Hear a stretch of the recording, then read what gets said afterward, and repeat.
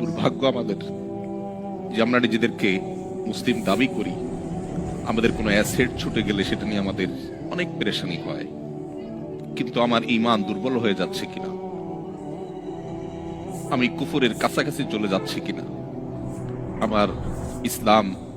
দুর্বল হয়ে পড়ছে কিনা, সেটা নিয়ে আমাদের তেমন কোনো পেরেশানি হয় না। আজও যে সমস্ত মুসলিম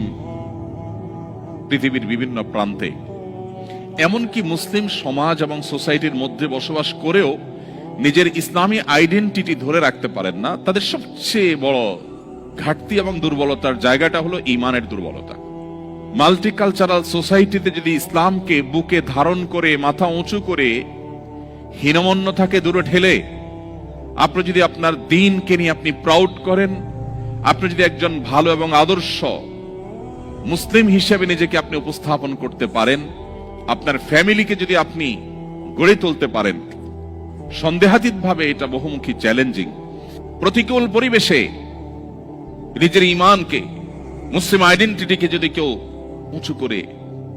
সেটাকে নিরাপদ রাখতে পারে, তার আঁচলকে বাঁচাবার জন্য সে যদি সংগ্রাম করে টিকে থাকতে পারে, জ্বলন্ত কয়লা হাতে রাখার মতো এই কঠিন কাজটি যদি সে করতে পারে, নবীজি সাল্লাল্লাহু আলাইহি ওয়াসাল্লামের হাদিসের এই ভবিষ্যৎবাণীর আলোকে সুসংবাদ সে পাবে।